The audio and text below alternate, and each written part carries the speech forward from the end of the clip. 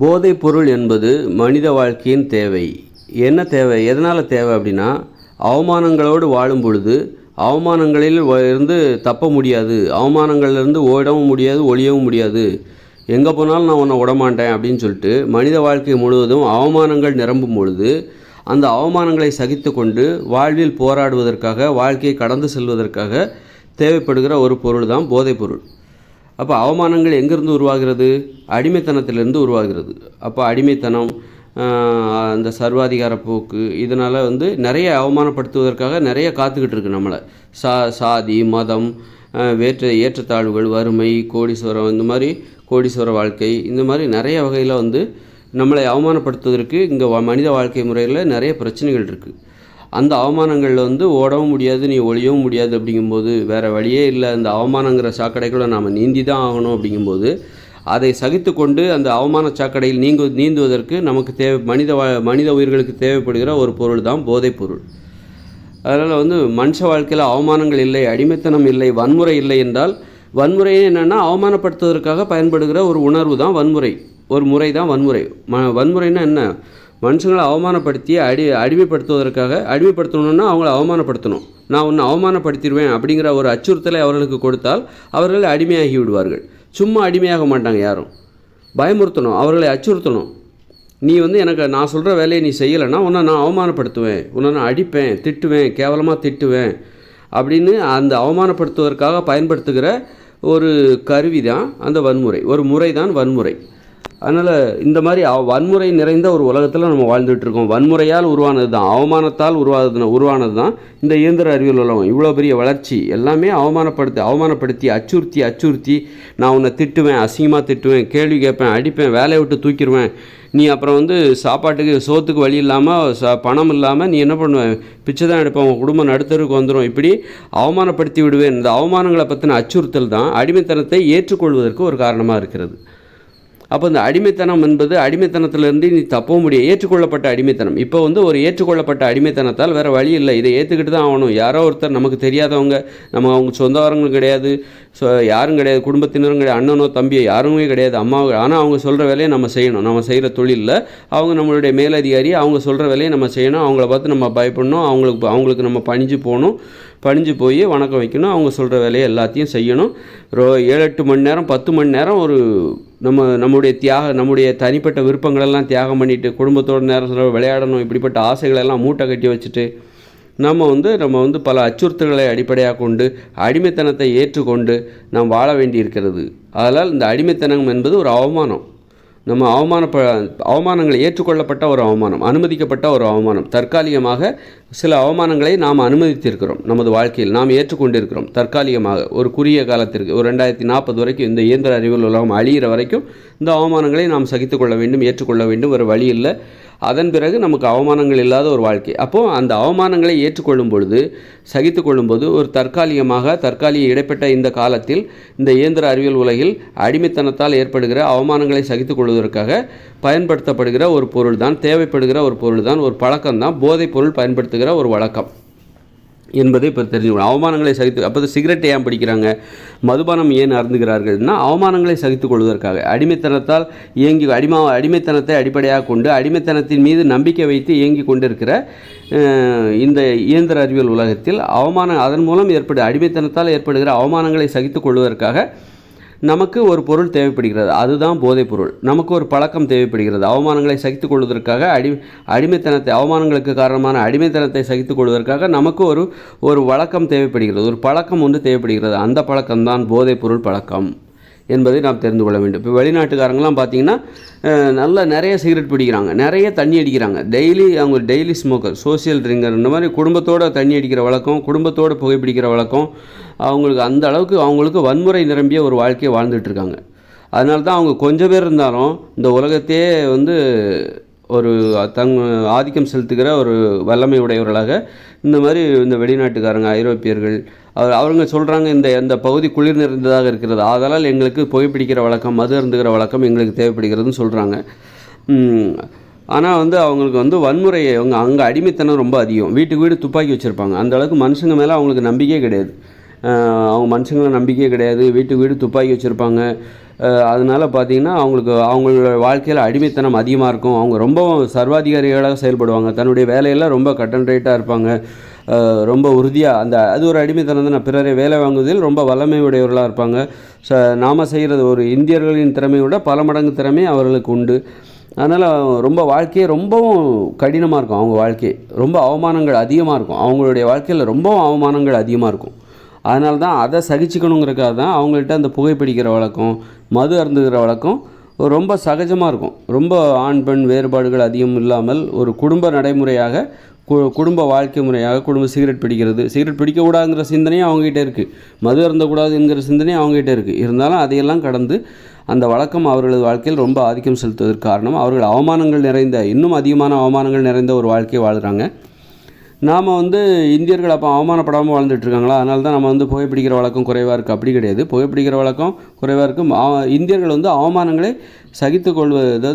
ரொம்ப ஏற்றுக்கொள்கிற வழக்கம் அதிகமாக இருக்குது. ரொம்ப அந்த மாதிரி இந்தியர்களோட வாழ்க்கை முறை வேறு மாதிரியாக இருக்குது. இந்தியர்களிடமும் புகைப்பிடிக்கிற வழக்கம், மது அருந்துகிற வழக்கம் எல்லாமே இருக்குது. இப்போ இந்த மாமிசம்லாம் சாப்பிட்றோம்ல, இதுவும் ஒரு போதைப் பொருள் தான்.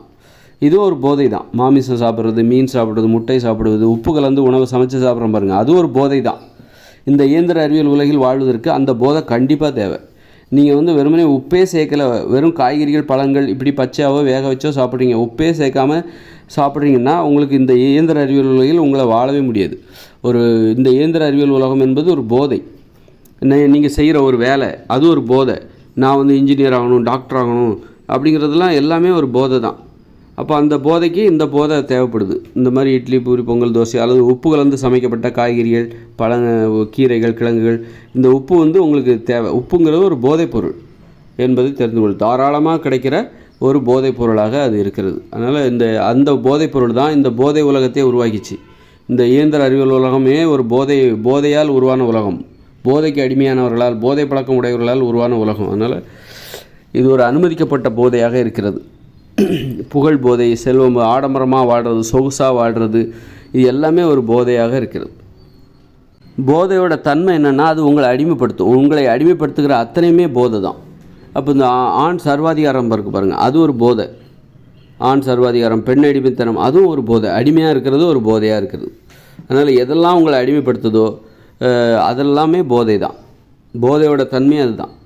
அடிமைத்தனம் இல்லாத போது போதைப் பொருளோட தேவையே நமக்கு இல்லை. போதைப் பொருளே மனுஷங்க பயன்படுத்தக்கூடாதுன்னா நம்ம அடிமைத்தனத்திலிருந்து விடுபட வேண்டும். குறிப்பாக தொழில் அடிமைத்தனத்திலிருந்து விடுபட வேண்டும். இன்னொருத்தர் வேலை வாங்குறாங்கல்ல, அது இயற்கைக்கு முரணானது. தொழிலில் ஒருத்தர் இன்னொருத்தர் வேலை வாங்கக்கூடாது.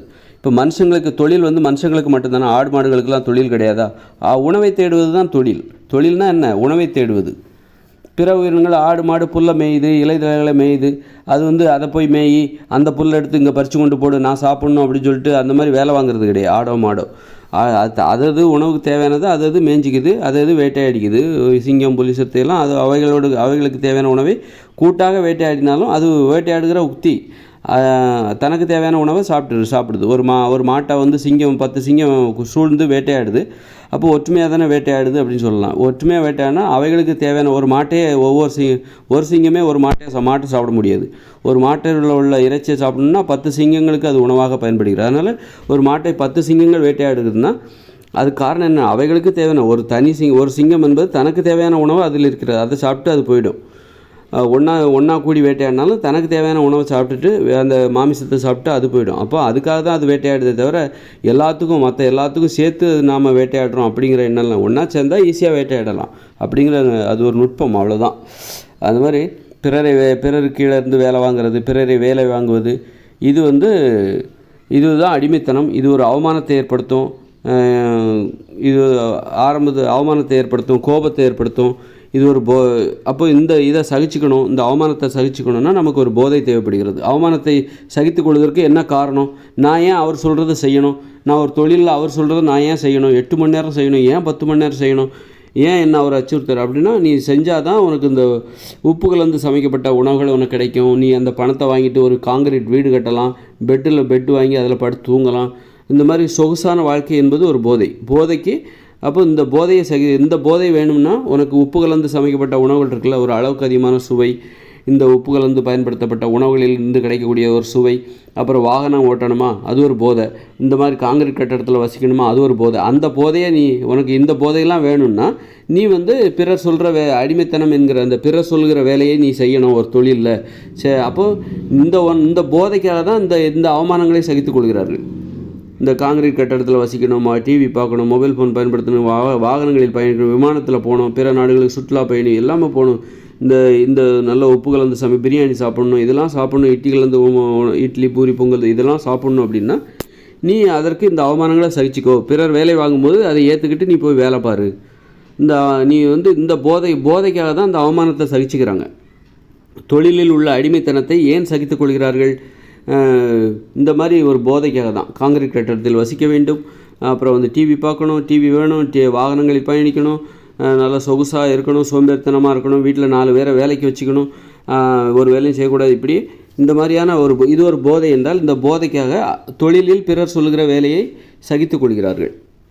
அப்போ இதெல்லாம் இல்லாத ஒரு காலம் வரப்போகுது. அப்போ போதையே இருக்கக்கூடாது, இந்த உலகத்தில் போதைப் பொருளே இருக்கக்கூடாது அப்படின்னா அடிமைத்தனமே இருக்கக்கூடாது. நம்ம எளிமையாக இயற்கையோடு இணைஞ்சி குடிசைகளில் வாழும்போது நமக்கு அங்கே அடிமைத்தனமே இல்லாத ஒரு வாழ்க்கை முறை. இயற்கையோடு இணைந்த மனித வாழ்க்கை என்பது அடிமைத்தனம் கிடையாது. யாரையும் வேலை வாங்க வேண்டிய அவசியம். அவங்கவுங்களுக்கு தேவையான நிலத்தில் ஒவ்வொருத்தரும் அவங்கவுங்களுக்கு தேவையான நிலத்தை எடுத்துக்கிட்டு 2 ஏக்கர் நிலம் எடுத்துக்கிட்டு உங்களுக்கு தேவையான உணவுகள் மற்றும் அனைத்து தேவைகளையும் நீங்களே உங்களுக்கு தனியாக இருந்து பூர்த்தி பண்ணிக்கோங்க. பூர்த்தி பண்ணிவிட்டு வீட்டில் ஒற்றுமையாக இருங்க, ஒரு குடும்பத்தில் ஒற்றுமையாக இருங்க. ஆனால் தொழிலில் தனித்து செயல்படுங்கள். அப்போ அங்கே அவமானங்கள் கிடையாது. அப்போ ஒரு குடும்பத்தில் ஒற்றுமையாக இருக்கும்போது அன்போட பாசத்தோடு அவர்கள் ஒருவருக்கொருவர் உதவி செய்து கொண்டு உணவுகளை பகிர்ந்து கொண்டு பிறரை மகிழ்வித்து கொண்டு ஆடல் பாடல் கதை சொல்கிறது நடனம் ஆடுவது இப்படின்னு சொல்லிட்டு இப்படி பிறரை மகிழ்விப்பதற்காகவே அவர்கள் ஒற்றுமையாக இருக்கிறாங்க. தொழில் செய்யும்போது தனித்து போய்விடுவாங்க. தொழில் செய்கிற இடத்துல ஒற்றுமையாக இருந்தால் நீங்கள் மகிழ்ச்சியாக இருப்பதற்காக ஒன்றுபட முடியாது. ஒருத்தர் அப்போ தொழில் செய்யும்போது ஒற்றுமையாகும்போது அங்கே உறவுமுறை மனித உறவுமுறை கெட்டு போய்விடும். அதனால் கெட்டு போச்சுன்னா அவமானங்கள் அதிகமாகும், அடிமைத்தனம் அதிகமாகும். அந்த அவமானங்களை ஏற்று சகித்து கொள்வதற்காக உங்களுக்கு போதைப்பொருள் தேவைப்படும். அப்போ தொழில் அடிமைத்தனம் தான் நமது மனித வாழ்வில் போதைப்பொருள் பயன்பாட்டுக்கு காரணம். தொழில் அடிமைத்தனம்னா என்ன? ஒருத்தர் வேலை வாங்குறாங்கல்ல, தனக்கு கீழே ஒருத்தர் மேலதிகாரி இருக்கான், அவருக்கு கீழே 10 பேர் இருப்பாங்க, 1000 பேர் கூட இருப்பாங்க.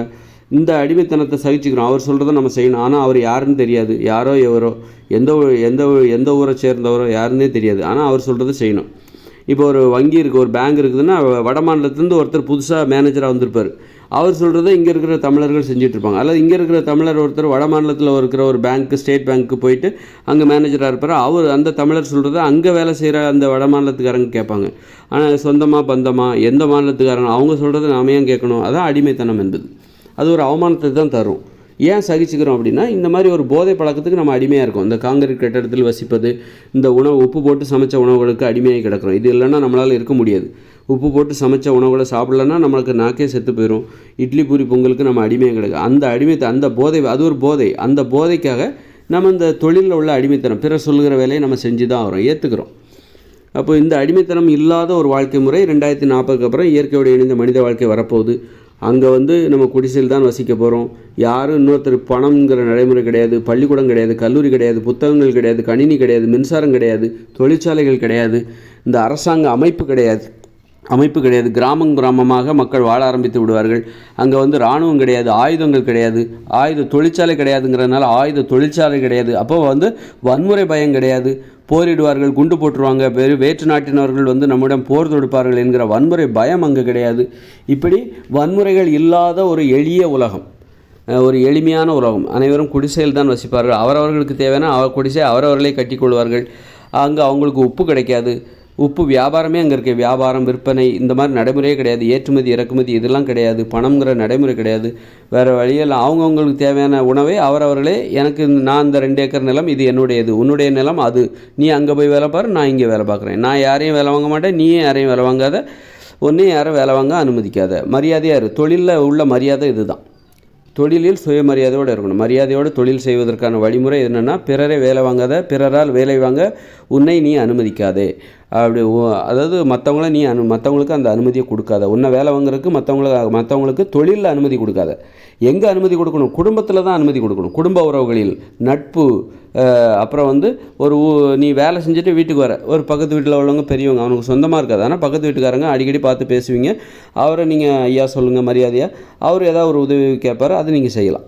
ஒரு சிறிய உதவி. அது அந்த மாதிரி உதவி தான் இருக்கணுமே தவிர, அந்த மாதிரி சொன்னால் தான் செய்யணுமே தவிர, அன்பை அடிப்படையாக கொண்டு சொன்னால் செய்யணும்.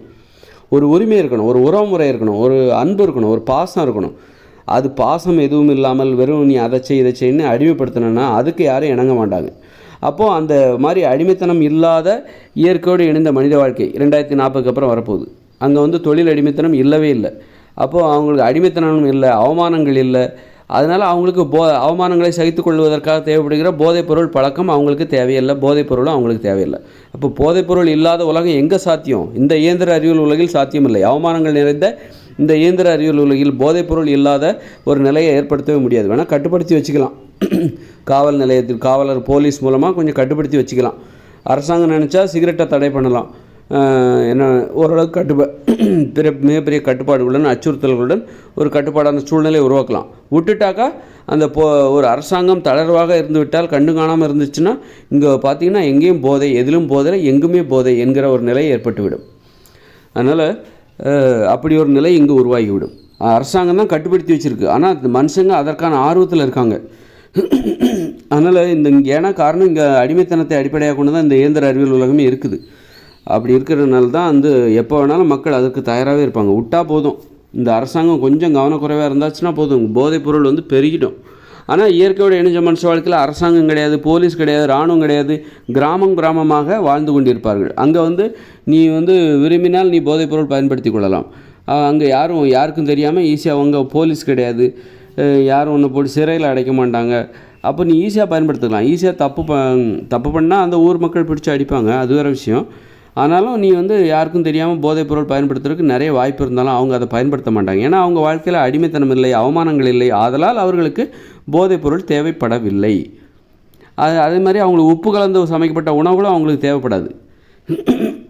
ஏன்னா உப்பு கலந்து சமைக்கப்பட்ட உணவுகள் என்பது ஒரு போதை. எதனால் அந்த போதை தேவைப்படுகிறது? அடிமைத்தனத்தால் தான். நீங்கள் தொழிலில் ஒருத்தர் அடிமைப்படுத்தும் பொழுது, அல்லது வேறு காரணங்களுக்காக சாதி ரீதியாக, மத ரீதியாக அடிமைப்படுத்த முயலும் பொழுது, வறுமையை காரணம் காட்டி அடிமைப்படுத்த முயலும் பொழுது, ஒருத்தரை தாழ்த்தும் பொழுது, ஒருத்தரை இழிவுபடுத்த முயலும் பொழுது, அதையெல்லாம் சகித்துக் கொள்வதற்கு, அதிலிருந்து சகித்துக் கொள்வது தவிர வேறு வழியே இல்லைங்கும் போது, அதை சகித்துக் கொள்வதற்கு உங்களுக்கு தேவைப்படுகிற ஒரு வழக்கம் தான் போதை பழக்கம். அதை சகித்துக் கொள்வதற்கு உங்களுக்கு தேவைப்படுகிற ஒரு பொருள் தான் போதைப்பொருள். அப்படி இருக்கும்போது போதைப்பொருள் தேவையே அடிமைத்தனமே இல்லாத ஒரு உலகங்கிறது உலகம் இயற்கையோடு இணைஞ்ச மனுஷ வாழ்க்கை. அங்கே உங்களுக்கு உப்பு கலந்து சமைச்ச உணவுகளை சாப்பிடணுங்கிற ஆசையே வராது. ஏன்னா அங்கே தான் அடிமைத்தனமே இல்லையே. அப்படி இருக்கும்போது உங்களுக்கு போதைப்பொருள், அடிமைத்தனம், இது ரெண்டுமே ஒன்றோட ஒன்று இரு கண்களைப் போல. போதைப்பொருள் ஒன்றை சார்ந்து இயங்கிக் கொண்டிருக்கிறது. போதைப்பொருள், அடிமைத்தனத்தை சகித்துக்கொள்ள போதைப்பொருள் தேவைப்படுகிறது. போதைப்பொருள் பழக்கத்தால் நீங்கள் அடிமைத்தனத்தை சகித்துக் கொள்கிறீர்கள். போதைப்பொருள் இல்லாமல் நீங்கள் அடிமைத்தனத்தை சகிச்சிக்க முடியாது. அடிமைத்தனத்தை சகிச்சுக்கணுன்னா உங்களுக்கு போதைப்பொருள் தேவை. போதைப்பொருளுக்கு அடிமையாயிட்டிங்கன்னா நீங்கள் அடிமைத்தனத்தை சகித்துக் கொள்வீர்கள். அப்படிங்கிற மாதிரி அப்போ எதெல்லாம் போதை, எதெல்லாம் உங்களை அடிமைப்படுத்துகிறதோ அதெல்லாம் போதை. இப்போ உப்பு, இட்லி, பூரி, பொங்கல், தோசை, இதெல்லாம் உங்களை அடிமைப்படுத்தி வச்சுருக்கு அப்படின்னா அதுவும் ஒரு போதை தான். அப்போ உறவு முறையில் யாராவது உங்களுடைய கணவன் உங்களை அடிமைப்படுத்துகிறாரா, அவருக்கு நீங்கள் அடிமையாக இருக்கிறீர்களா, அப்படின்னா அப்போ அதுவும் ஒரு போதை தான். அந்த உறவுகளில் உள்ள போதை, உறவு போதை, அது உறவுமுறை போதை. இப்படி உணவு போதை இருக்கிறது, உறவு முறையில் உள்ள போதை இருக்கிறது, தொழில் போதை இருக்குது. என்னுடைய லட்சியம் இதுதான் அப்படின்னு சொல்லிட்டு நாள் முழுதும் நீ பாட்டு பாடிக்கிட்டே இருக்கிற. ஏன்னா நீ பாடகர், அதுவே உனக்கு தொழிலாக இருக்குது. ஆனால் பாட்டு பாடணும் அப்படிங்கிறது தினசரி ஒருத்தர் விளையாடணுங்கிற ஆர்வம் எப்போ வரும்? 1 மணி நேரம் தான் விளையாடுவாங்க தினசரி. ஆனால் 8 மணி நேரம் ஒருத்தர் விளையாடிக்கிட்டே இருக்கார். காரணம் என்னென்னா அவருக்கு அது தொழில், அதை செய்வதற்கு அவர் அடிமையாயிட்டாருன்னு அர்த்தம். அப்போ அதனால தான் அவரால் 8 மணி நேரம் விளையாட முடியுது. ஒரு அடிமைத்தனமே இல்லாத ஒருவரால் தினமும் 8 மணி நேரம் விளையாட முடியாது. 8 மணி நேரம் தொழில் செய்கிறதுக்கே அவருக்கு கஷ்டமாக இருக்கும். எதையும் ரொம்ப நேரமாக ஒரே வேலையை ரொம்ப நேரம் செய்ய முடியாது. அடிமைகளால் மட்டும்தான் ஒரே வேலையை ரொம்ப நேரம் செய்ய முடியும். இப்போ பெண்கள் வீட்டில் சமைக்கிறதே ஒரு நாள் ஃபுல்லாக சமைச்சிட்டே இருப்பாங்க. அப்போ அதெல்லாம் அடிமைத்தனம். ஒரு நாள் ஃபுல்லாக ஒருத்தர் ஒரு வேலையை செஞ்சிகிட்டே இருப்பார். விளையாட்டு தான் அவருடைய வேலை, அவருடைய தொழில்னால் அதை செஞ்சுக்கிட்டே இருப்பார். நாள் முழுதும் 10 மணி நேரம் செஞ்சுட்டே இருப்பார். ஜிம்மில் போய் 6 மணி நேரம் ஒர்க் அவுட் பண்ணிகிட்டு இருப்பார். காரணம் அவருக்கு அது தொழில். அதனால் அது ஒரு அடிமைத்தனம் நிரம்பியதாக, அதுக்கு அவர் அடிமையாயிட்டார். இதுதான் தொழில் உள்ள அடிமைத்தனம் என்பதாக நாம் புரிந்து கொள்ள வேண்டும். உப்பு கலந்து சமைக்கப்பட்ட உணவுலாம் போதை தான். அப்போ இட்லி, பூரி, பொங்கல் இதெல்லாம் அனுமதிக்கப்பட்ட போதை, ஏற்றுக்கொள்ளப்பட்ட போதை. இந்த போதை தேவை தான், இது இல்லாமல் நம்ம இந்த இயந்திர அறிவியல் வாழ முடியாது அப்படின்னு இது ஏற்றுக்கொள்ளப்பட்ட போதை. மனுஷங்க வாழ்க்கை இந்த நிகழ்காலத்தில் இப்படி இருக்குது, வாழ்க்கை முறை இந்த உலகத்தில் வாழணும் அப்படின்னா இப்படிப்பட்ட போதை நமக்கு தேவை. இப்போ இந்த போதை இருந்தால் தான் நமக்கு இந்த உலகத்தில் இயந்திர அறிவியல்களில் வாழ்வதற்கான ஒரு ஊக்கம் கிடைக்கும், ஒரு உற்சாகம் கிடைக்கும். நம்ம இதெல்லாம் போதைன்னு சொல்லிட்டு இதெல்லாம் ஒதுக்கிட்டோன்னா இந்த உலகத்தில் நம்மளால் வாழவும் முடியாது, போராடவும் முடியாது அப்படின்னு சொல்லிட்டு மனுஷங்க ஏற்றுக்கிட்டாங்க ஒரு தற்காலிகமாக கொஞ்ச நாட்களுக்கு. அந்த போதை பழக்கத்தோட விளைவு தான் நோய்கள். இது நோய்கள் எப்படி வருதுன்னா அடிமைத்தனத்தால் தான் உருவாகுது. அப்போ அடிமைத்தனம் எதுவாக இருந்தாலும் சரி, உணவு தான் உங்களுக்கு நோயை ஏற்படுத்தவும் இல்லை. நீங்கள் அடிமையாக இருந்தீங்கன்னா உங்களுக்கு நோய் வரும். எந்த ஒரு பழக்கத்துக்கும் சரி, மனுஷங்கள்கிட்ட நீங்கள் அடிமையாக இருந்தாலும் சரி, இப்போ ஆண்களுக்கு பெண்கள் அடிமையாக இருந்தாலும் சரி, பெண்களுக்கு ஆண்கள் அடிமையாக இருந்தாலும் சரி, நீ ஒரு நண்பனுக்கு அடிமையாக இருக்கிற, அவர் இல்லைன்னா அந்த மாதிரிலாம் இருந்துச்சுன்னா அது உனக்கு நோயை தரும், அவமானங்கள் ஏற்படும்.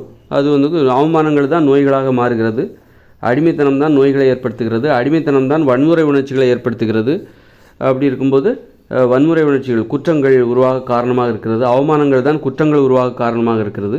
இப்போ குற்றவாளிகள் ஏன் உருவாகிறாங்க? அவங்க அடிமைப்படுத்தப்படுகிறார்கள். அதனால் அவர்களுக்கு அவமானம் ஏற்படுகிறது. அவமானத்திற்கு பழி தீர்ப்பதற்காக குற்றவாளிகளாக மாறுகிறார்கள். அதனால் குற்றங்கள் நிறைந்த ஒரு உலகம். அதாவது குற்றங்கள்லேயே பார்த்திங்கன்னா அடிமைத்தனம் என்பது அது ஒரு குற்றம். அடிமைப்படுத்துறது அப்படின்னா அனுமதிக்கப்பட்ட குற்றங்கள்லாம் இங்கே இருக்குது. நம்ம இப்போ பார்த்திங்கன்னா அந்த இட்லி இதெல்லாம் குற்ற உணவுகள். குற்றங்களே நம்ம அனுமதிக்கப்பட்ட குற்றங்கள். இந்த உணவுகளிலே குற்றம் இருக்குது. நமக்கு உடலில் நோய்களை ஏற்படுத்துகிற உணவுகள் அத்தனையும் அது ஒரு உணவு ரீதியான குற்றம். அது கூட நம்ம ஏற்றுக்கிட்டோம், இது அனுமதிக்கப்பட்டது. இந்த குற்றத்தை நம்ம ஏற்றுக்கிட்டு தான் உணவில் உள்ள இந்த குற்றத்தை நம்ம ஏற்றுக்கணும். ஒருத்தர் இன்றைக்கி வேலை வாங்குகிறோம், அதையும் நம்ம ஏற்றுக்கிட்டோம். அதுவும் நோய்கள் கூட இங்கே அனுமதிக்கப்பட்டதாக இருக்கிறது.